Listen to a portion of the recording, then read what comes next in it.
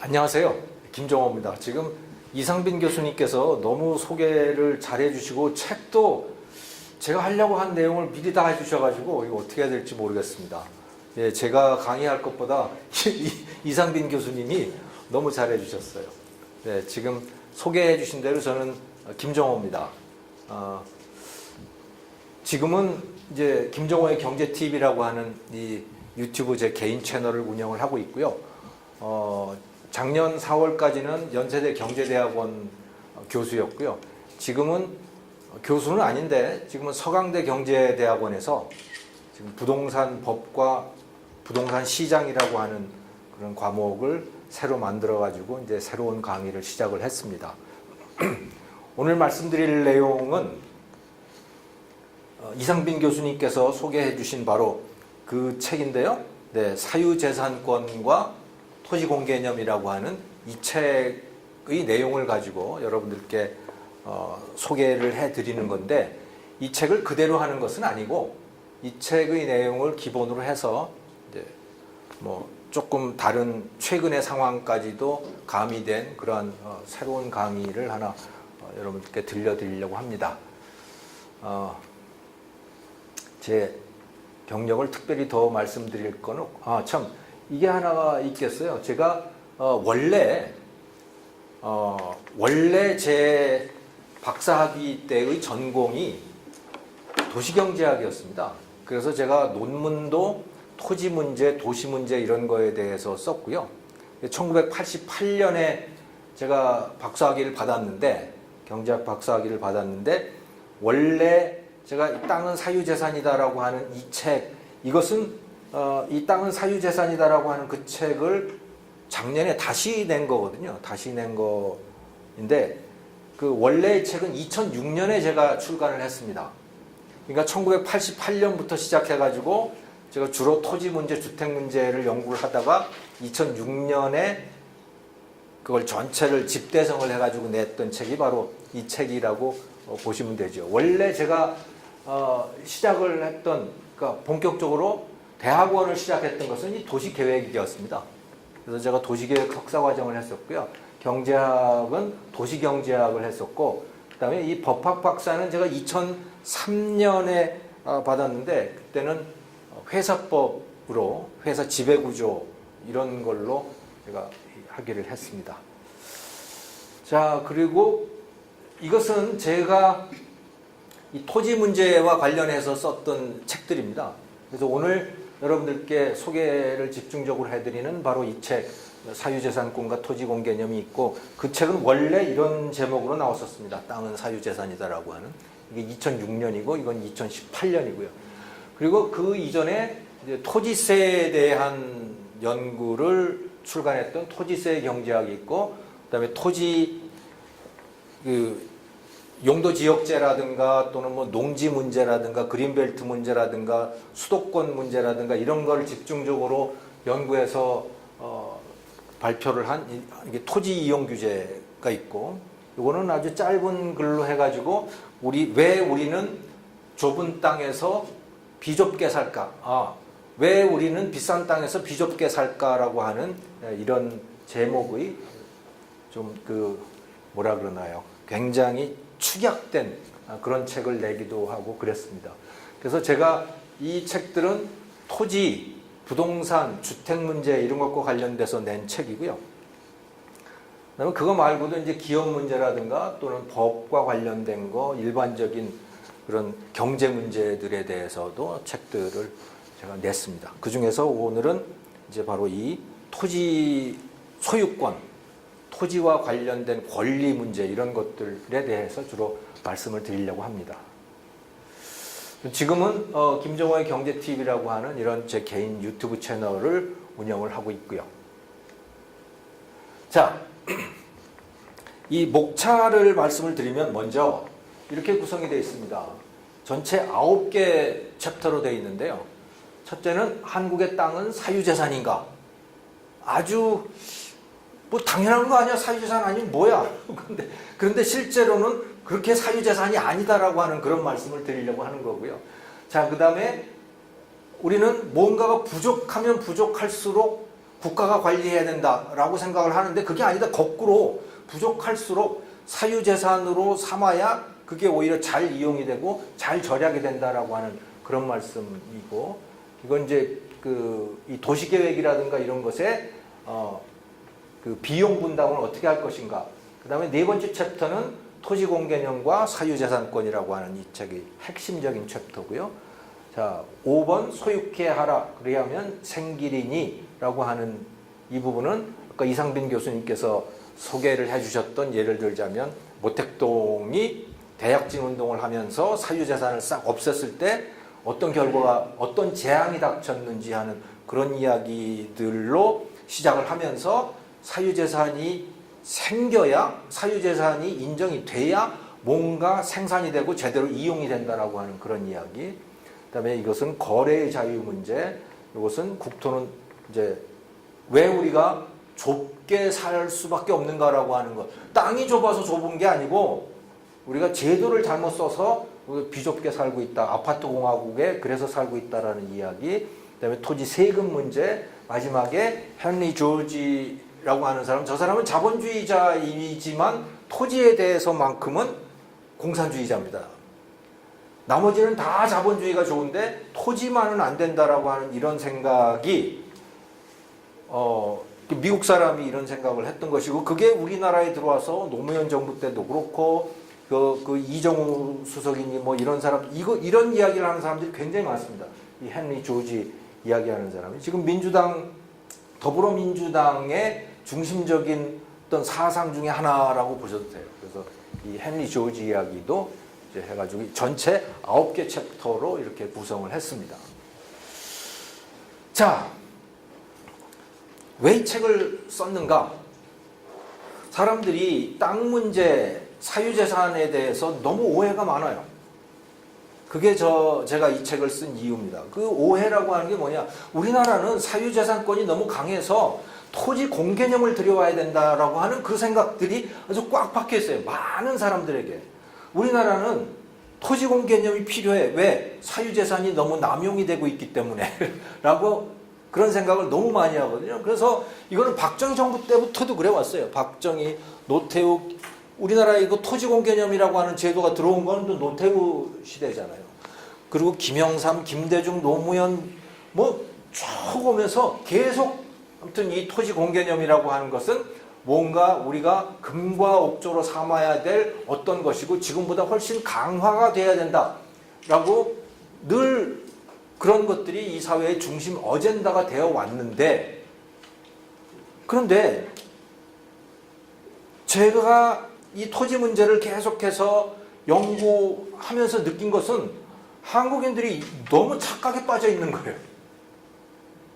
우리나라는 이미 예전부터도 토지 공개념이 너무나 강력하게 자리를 잡았고 그게 너무 심각해서 그 부작용이 너무 심하게 나타나고 있는데 그걸 모르고 있는 거예요. 그걸 모르고 지금보다 더 강해야 된다고 생각을 하는 거죠.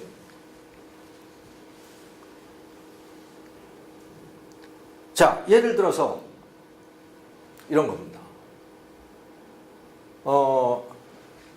1998년이죠. 1998년 헌법재판소에서 이런 판결을 냈습니다. 자, 그린벨트 다 아시잖아요. 개발제한구역. 그 개발제한구역이라고 하는 것이 거기에 대해서 보상조항이 없습니다. 개발제한구역은 이렇게 돼 있거든요. 자, 서울 주변, 또 대전 주변, 대구 주변, 광주 주변, 또 부산 주변에 이렇게 도나스 모양으로 딱 지정이 되어 있어요. 그리고 저 땅은 거의 손을 댈 수가 없는 그런 땅이죠. 자, 이건 그래서 이건 거의 사유지라고 할 수 없는 그런 상태입니다. 손을 댈 수가 없는 거죠. 그냥 법률적으로는 누구 이름이 있긴 하지만 쓸 수 없는 그런 땅들이 되어 있는 겁니다. 그리고 보상도 없어요. 여기에 대해서 헌법소원이 제기가 됐고 헌법재판소의 판결은, 그래서 1998년에 헌법재판소에서 판결을 했어요. 이거는 위헌이다. 이거는 헌법에 맞지 않아. 보상조항도 없이 이렇게 규제를 하는 것은 이거는 헌법을 위반하고 있으니 새로운 법을 만드세요. 보상과 관련된 무슨 입법을 하세요라고 헌법재판소에서 판결을 한 거죠. 근데 바로 위헌 판결을 한 건 아니고 헌법 불합치 판결을 했습니다. 그 헌법 불합치 판결을 하게 되면 이제 그 문제가 되고 있는 그 부분에 대해서 가급적이면 빨리 입법 조치를 해야 되는 거죠. 그게 헌법 불합치 판결의 의미인데 그 이후로 20년이 지났지만 거기에 대한 입법 행위가 없어요. 그냥 그 상태 그대로 있는 겁니다, 지금.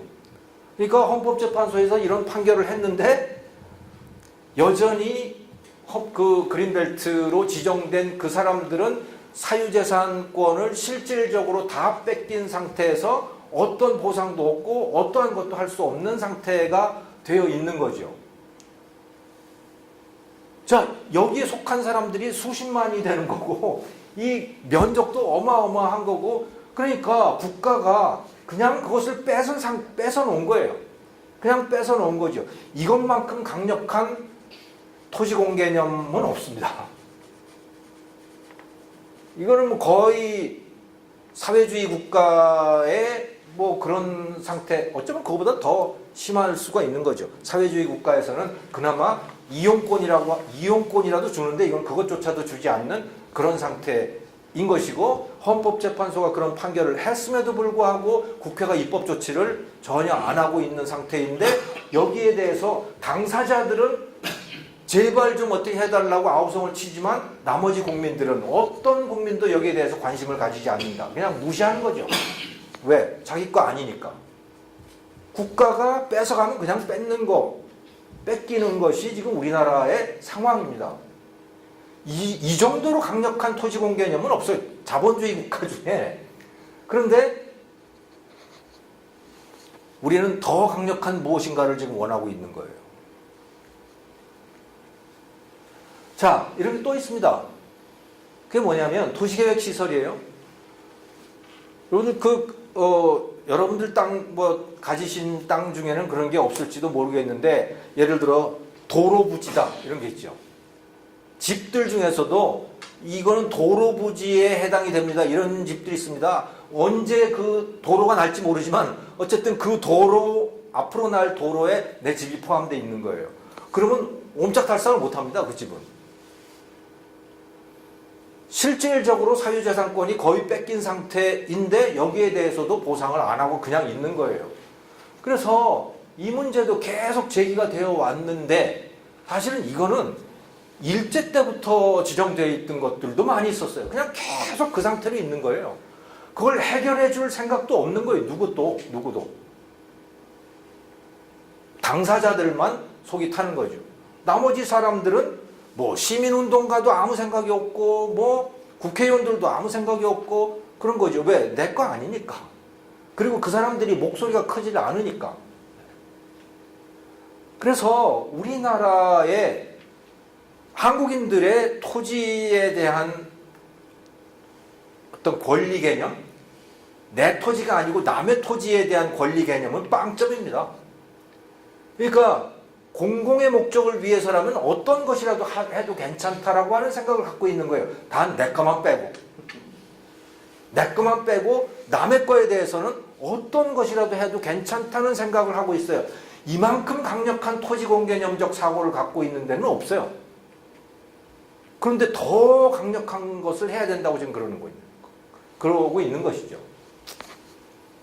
그래서 제가 다른 나라 헌법들을 한번 쭉 뒤져봤습니다.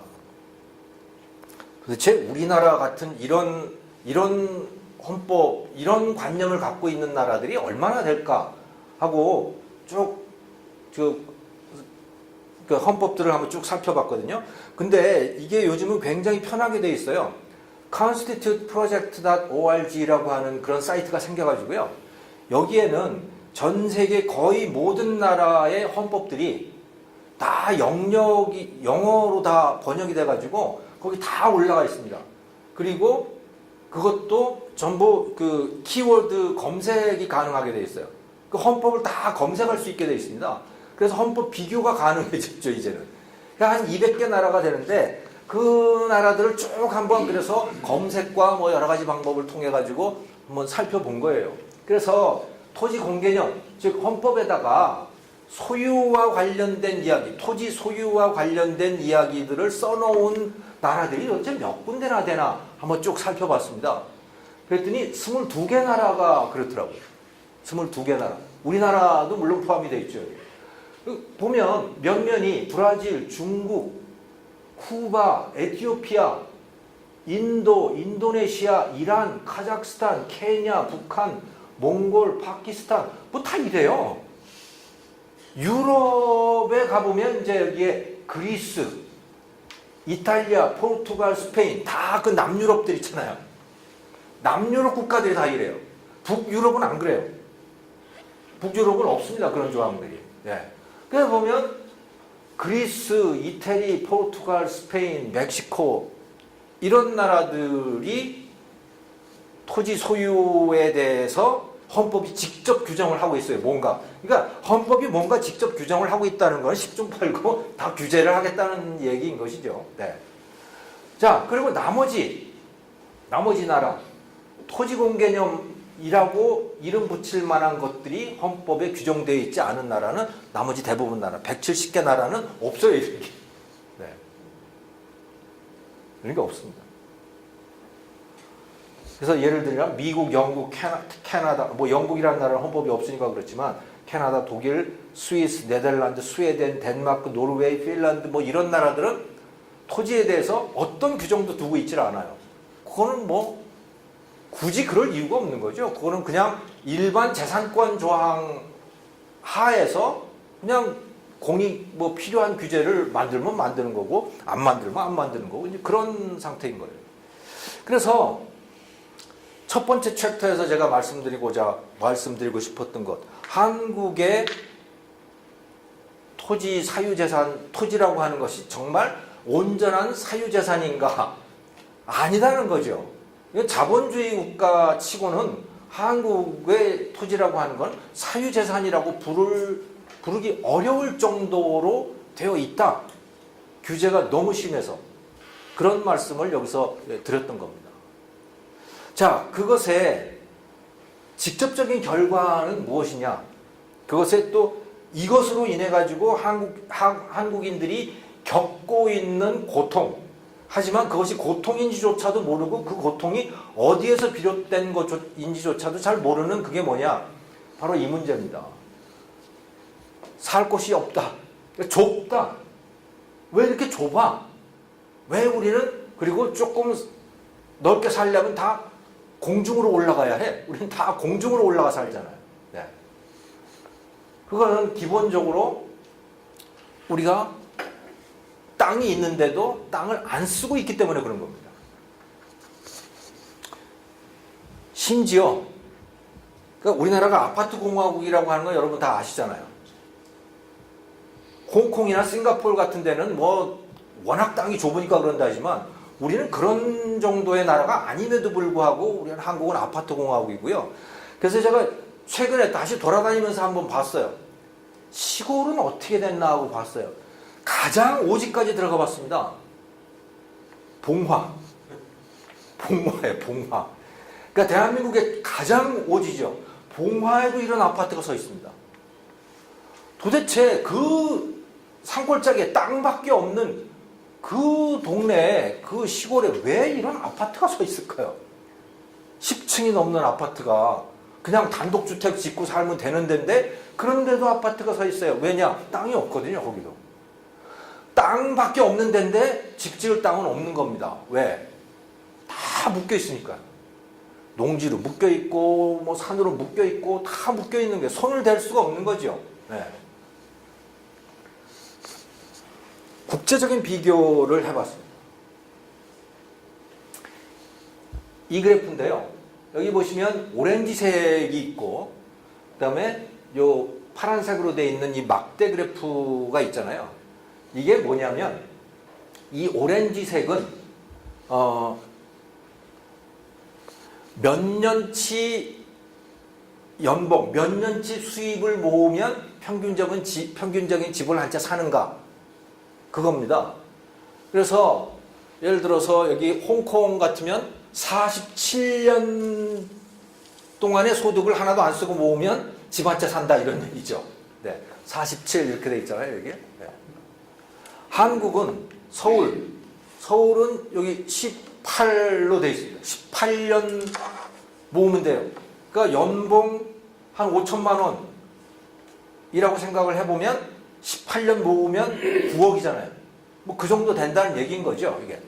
자, 근데 여기에 상해는 44년이고요. 베이징도 44년이고 그러네요. 예, 중국의 경우에. 그렇습니다. 이게 그러니까 이 녹색, 아니죠, 요 오렌지색은 PIR이라고 하는 거, 그죠? 그 주택 가격과 소득의 배율이라고 보시면 돼요. 예. 자, 그래서 이건 굉장히 그게 높은 나라들이고, 그 다음에 여기는 5년, 4년만 모아도 되는 나라, 그런 도시가 있는 거죠. 4년만 모아도 되는데, 그게 시카고예요. 시카고. 또, 샌프란시스코, 로스앤젤레스, 스톡홀m, 이런 데들은 몇 년치만 모으면 집을 한 채 살 수 있는 그런 상황인 겁니다. 자, 그런데, 그러니까 이쪽은 수십 년을 모아야 되는 거고, 이쪽은 몇 년치만 모으면 되는 거고, 그런 거죠. 근데 이게, 이거하고는 되게 반대 방향으로 가죠. 파란색 막대 그래프하고는 반대잖아요. 하나는 떨어지는데 하나는 올라가죠. 그러니까 이 파란색이 높으면 높을수록 집값이 싸다는 얘기입니다. 집값이 싸진다라는 얘기예요. 그럼 이게 뭘까? 뭐가 높아지는 걸까, 이게? 이거는 1인당 토지 면적입니다. 그 나라의 토지 면적이 아니고 실제로 사람들이 사용하는 토지 면적이에요. 실제로 사람들이 사용하는 토지 면적. 그래서 제곱미터입니다. 예를 들어 뭄바이, 또 홍콩, 예를 들어 홍콩은 1인당 27제곱미터. 또 뭄바이는 25, 서울은 31. 굉장히 땅을 조금 쓰는 도시죠, 서울은. 자, 시카고는 얼마냐? 643이에요. 땅을 어마어마하게 쓰고 있는 겁니다. 시카고 같은 데는. 네. 이게 땅을 쓴다는 얘기는 무슨 얘기냐면 집 짓기 위해서 저 밖에 나가가지고 도시에서 뭐 30km, 40km 떨어져서 거기 나가면 농지일 거 아니에요. 농지에다가 그냥 농지 사가지고 그 용도 바꿔서 거기다가 집을 지으면 된다는 얘기인 거죠. 한마디로. 네. 643제곱미터예요. 그러니까 땅을 쉽게 쓸면 쓸 수 있을수록 집값이 떨어지게 되고, 그리고 자기 소득 5년치만 모으면 된다. 우리는 18년치를 모아야 된다. 상해 같은 데는 40년치를 모아야 된다. 이런 것이 되는 겁니다. 자, 그래서 이게 쭉 보면 그렇게 돼 있는데, 싱가포르 같은 경우에 93예요. 자, 그래도 우리는 그러니까 30일밖에 못 쓰는데, 이거는 우리 땅이 좁아서 그런 거 아니야? 대한민국은 원래 땅이 좁잖아. 아니에요. 생각을 해보시면요. 예를 들어 싱가포르를 한번 생각을 해보시면, 싱가포르는 진짜 도시잖아요. 한국하고는 절대적인 면적이 비교가 안 될 정도인 거죠. 싱가포르라는 나라, 뭐 서울보다 조금 더 클까요? 뭐 그 정도이죠. 자, 그런데 싱가포르는 1인당 얼마를 써요? 93제곱미터를 써요. 한국보다 3배를 더 씁니다. 한국은 싱가포르보다 국토 면적이 몇백 배가 더 넓은데 왜 1인당 사용하는 면적은 그렇게 좁으냐? 왜 좁으냐? 이유는 하나밖에 없어요. 안 쓰고 있기 때문에 그런 거죠. 땅을 안 써요. 그럼 나머지 땅은 다 뭐냐, 그러면? 도시를 딱 나가면 바로 나오는 게 그린벨트죠. 그린벨트고, 그걸 딱 지나고 나면 그 다음에 뭐가 나오냐? 농지가 나오죠. 네. 그러니까 우리나라는 대부분의 땅을 그린벨트와 농지를 쓰고 있는 거예요. 쓸만한 땅들을. 도시 용도로 쓰지 않고 그린벨트와 농지를 쓰고 있는 겁니다. 그리고 도시로는 못 쓰게 딱 묶어놓은 거죠. 언제 묶어놨느냐? 1974년에 묶었습니다. 1972년부터 1974년까지 그 3년 동안 그린벨트를 딱 묶은 거죠. 박정희 대통령이 이 이상 더 나가지 마 하고 딱 묶어놓은 겁니다. 도시를. 그러니까 대한민국의 대도시들은요 1974년의 상태에서 딱 묶여 있는 거예요. 그리고 못 나갔어요. 그런데 그 이후에 수많은 집들이 지어졌잖아. 그건 다 어디서 지어진 거야? 사실은 생각을 해보면 그것은 물론 신도시라고 하는 게 생겨나긴 했지만 많은 경우에 공중에서 지어졌습니다. 우리는 집을 공중에서 지었어요. 아파트로 다 지었다고요. 옆으로 퍼져나간 게 아니고. 여기 보시면 이런 시카고 같은 데는 집이 어떻게 지어지느냐? 땅바닥에 지어지죠. 우리는 집을 어떻게 짓느냐? 하늘에다 지어요. 왜? 땅은 다 묶여 있으니까. 그렇게 된 거죠. 그래서 이 그래프들의 관계를 보면 땅이 없어서 그런 게 아니고 땅을 묶어뒀기 때문에 그런 것이다. 자, 그런데 이걸 왜 말씀을 드리냐면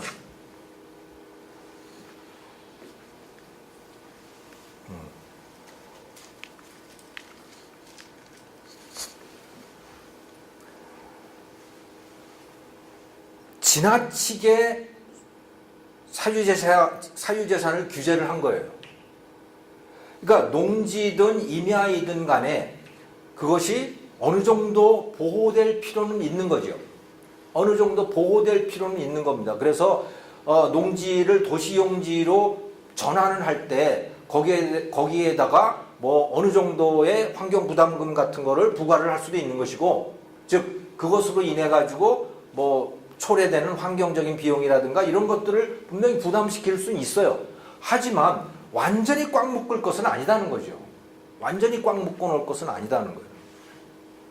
근데 우리는 완전히 꽉 묶어 놓고 이것을 개인의 판단은 완전히 배제를 시킨 거죠. 거기서 토지 소유자의 판단은 완전히 배제를 시켰어요. 그걸 누가 결정을 하느냐? 그러면 이 땅을 농지로 쓸 것인지 아니면 도시용지로 쓸 것인지를 누가 결정을 하는가? 토지 소유자가 아니고 정부가 결정을 하는 겁니다. 거의 모든 걸 다 정부가 결정하는 거지. 농지를 이렇게 바꿔주는 거에 대해서 뭐 공영개발을 한다 또는 신도시를 한다 이런 걸 한번 생각을 해보시면 그것을 결정하는 자는 누구냐? 토지 소유자가 아니에요. 다 국가가 결정하는 거죠. 그리고 국가는 대한민국이라고 하는 국가 또는 정부는 토지를 공급함에 있어서 매우 소극적이었다. 그래서 지금 우리가 집을 지으려면 공중에서 지어야 되는, 땅을 놔두고도 공중에서 짓고 엘리베이터를 꼭 타고 올라가서야만 우리가 주거 생활을 할 수 있는 이런 상황이 되어버린 거죠. 그리고 어쩌면 우리나라도 뭐 한 7, 8년 정도의 소득만 모으면 집 한 채를 살 수 있었을 수도 있었는데 뭐 10몇 년치는 최소한 돈을 모아야 집 한 채를 사는 이런 상태가 되어 있는 거예요. 그러니까 기본적으로 지금 우리가 그거에 대해서는 불평을 굉장히 많이 하잖아요. 너무 집값이 비싸다 이거예요. 여기에 대해서는 불평을 많이 하지만 그것이 초래된 근본적인 원인에 대해서는 생각을 안 하는 거죠. 그 근본적인 원인은 뭐냐면 토지의 용도를 결정을 하는 것을 소유자들로부터 완전히 뺏어가 버린 겁니다. 그리고 국가가 다 그것을 통제하고 그 국가는 토지를 도시용지로 쓰는 것에 대해서 매우 소극적이었다라고 하는 이런 문제에서 비롯되었다고 보시면 됩니다. 자, 이것은 뭐냐면 이 그래프는 서울과 뉴욕 메트로폴리탄 에어리아, 뉴욕시를 한번 비교를 해본 거예요. 그냥 이건 뭐 재미삼아 한번 느낌을 가져보시라고 했는데 이게 제곱킬로미터당 몇 명이 사는가라고 하는 것을 보여주고 있거든요.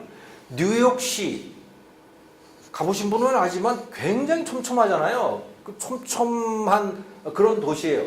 그런데 뉴욕시의 밀도가 제곱킬로미터당 2,050명입니다.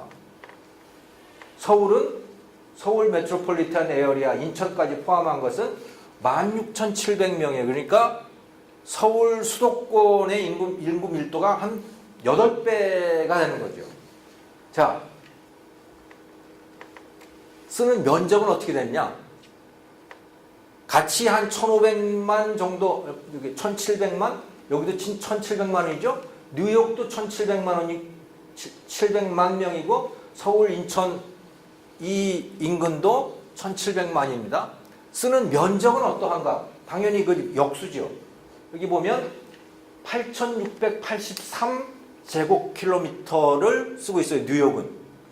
서울은 1,049제곱킬로미터를 쓰고 있어요. 그러니까 똑같은 1,700만인데 뉴욕은 서울보다 8배를 더 넓게 살고 있는 것이죠.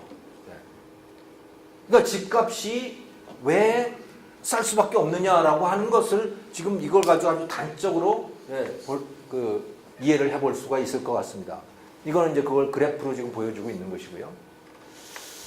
자, 그래서 이렇게 되는데 아주 결정적인 이유가 바로 이 그린벨트라고 하는 것이고, 이 그린벨트는 대한민국의 대도시들을 1974년 상태에서 딱 묶어둔 겁니다. 그러니까 대한민국은 1974에서 딱 동결이 돼 있다. 이 수평적으로 보면 그렇다는 거죠. 그 대신 변화한 건 뭐냐? 다 공중으로 올라갔다는 거예요. 다 공중으로 올라가서 그래서 우리가 다 엘리베이터를 타고 타면서 살게 된 거죠. 이것은 뭐냐면 지금 그린벨트의 모습들을 보여주고 있는 건데, 이 서울 주변에 다니시다 보면 비닐하우스 많은 데들, 화원 이런 것들이 있는 동네들 보실 수 있을 거예요. 그거 다 그린벨트들입니다.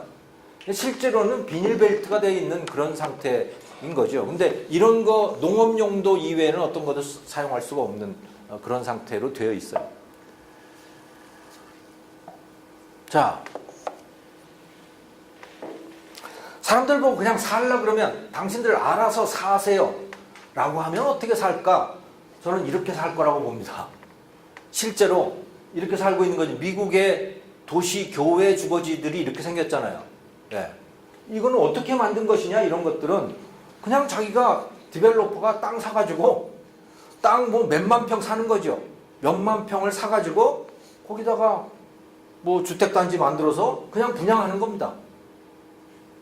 그렇게 해서 만들어진 것이 이 LA니 뭐 이런 워싱턴 DC니 그 근교에 있는 이런 교회 주거지들인 것이고, 그리고 이렇게 땅을 쉽게 쓸 수 있기 때문에 집값이 좀 올라가려 그러면 뭐 계속해서 뭔가가 공급이 되는 거예요.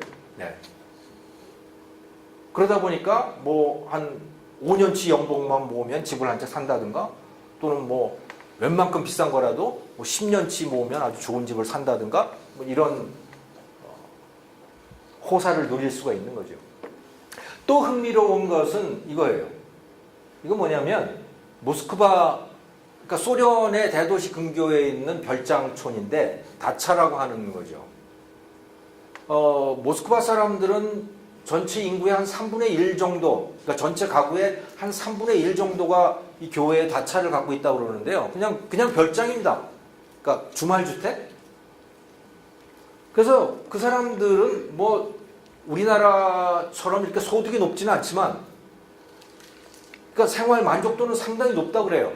왜냐하면 주말에 다 짐 싸가지고 이제 다차로 가가지고 주말에서 그냥 자기 주말 주택에 가가지고 거기서 뭐 농사를 짓기도 하고 뭐 밥 해 먹고 뭐 이러고 사는 거죠. 네. 자, 그런데 이게 그러니까 그 소련이든 아니면 동구의 많은 다른 나라들도 그렇다고 그러더라고요. 저는 우리나라도 얼마든지 이렇게 할 수 있다. 지금 그린벨트에다가. 그린벨트가 땅이 굉장히 넓거든요. 거기에다가 예를 들어서 뭐 이렇게 하는 거죠. 거기 한 150평 이하로는 예를 들어 뭐 집을 지을 수 없다. 150평 정도의 집 하나씩만 지을 수 있다. 뭐 이런 식으로 해가지고 거기다가 주말 주택을 만들 수 있다. 이렇게 허용만 된다면요. 우후죽순으로 그런 전원주택 단지들이 생겨날 거라고 봐요. 이런 데들이. 그러면 제가 쭉 계산을 해봤더니 서울 사람들의 한 3분의 1 정도는 그게 가능하겠더라고요. 서울 사람들의 한 3분의 1 정도. 그러면 주말마다 이런 데 나가서 살 수 있다고 생각하면 그 우리의 그 생활의 질이 얼마나 높아질 수 있을까요? 저는 그래서 그린벨트도 좀 적극적으로 쓰자. 그린벨트를 허물자는 게 아니고 우리나라의 그린 정책은 기본적으로 그린을 멀리 두고 보는 정책입니다. 박정희 대통령 이후에 우리나라에 그린이 굉장히 많이 생겼는데 나무도 많아지고 그렇게 했는데 우리는 그 그린을 멀리 두고 보는 정책이에요. 그 그린에 들어가서 뭔가를 하려면 등산을 가야 돼요. 꼭 등산을 가야 됩니다. 그게 아니고 우리도 이런 사람처럼 이런 데처럼 한번 해보자. 그래서 그냥 그린 속에 들어가서 살 수 있게.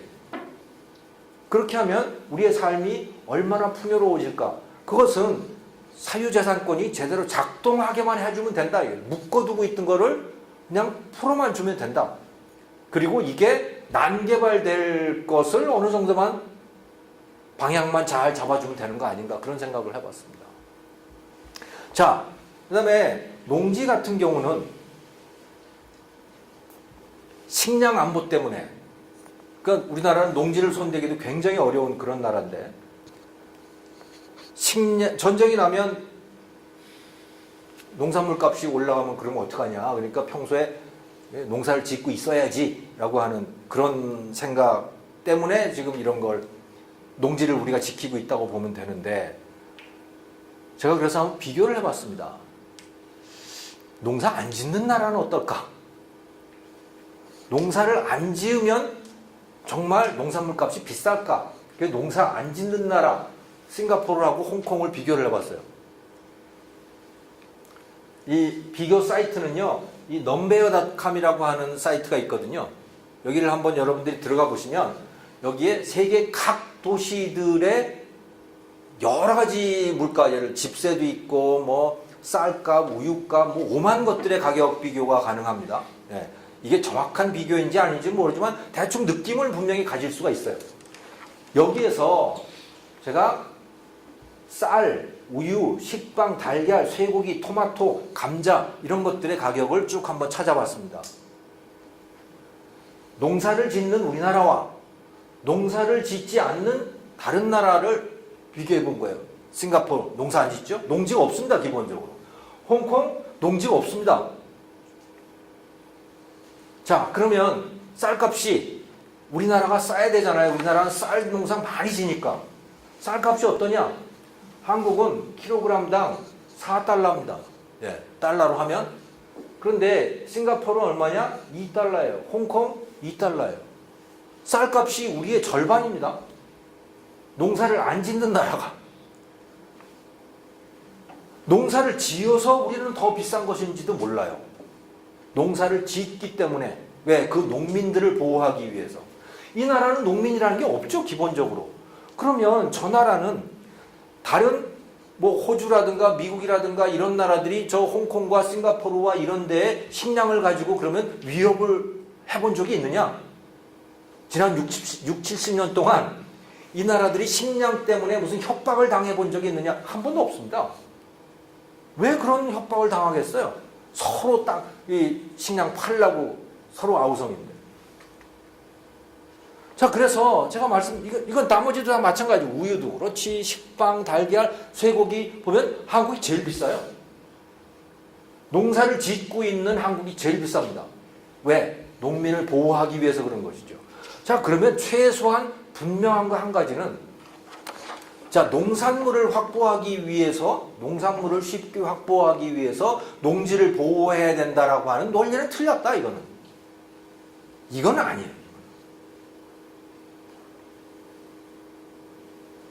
그러니까 농지를 스위스와 같은 용도는 어느 정도 저는 이해가 돼요. 스위스 용도. 그건 뭐냐? 아름답기 위해서. 동네를 아름답게 만들기 위해서 농지를 유지하는 거죠.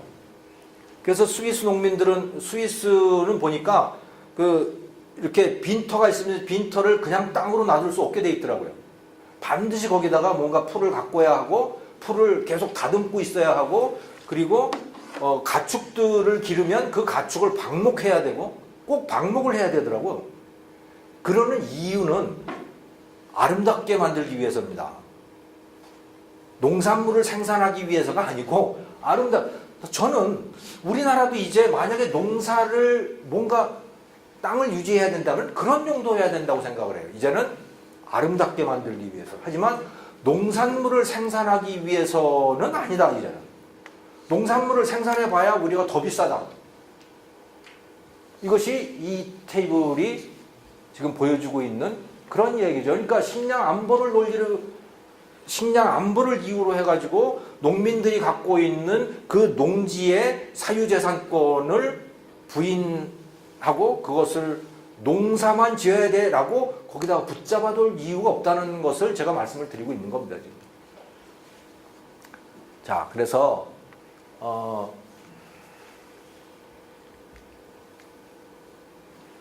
한국이 우리가 비싼 집값 때문에 고통스러워하고 있는데 그 근본적인 이유는 우리가 갖고 있는 대한민국에 존재하고 있는 그 넓은 땅들을 쓰지 않고 있기 때문이다. 그것을 다 다른 용도로 묶어두고 그 소유자들이 그것을 쓸 수 없도록 만들어 놨기 때문에 도시용지가 부족한 것이고, 그래서 우리는 비싼 집값, 비싼 땅값으로 고통스러워하고 있는 것이다 라고 하는 것을 제가 지금 말씀드린 겁니다.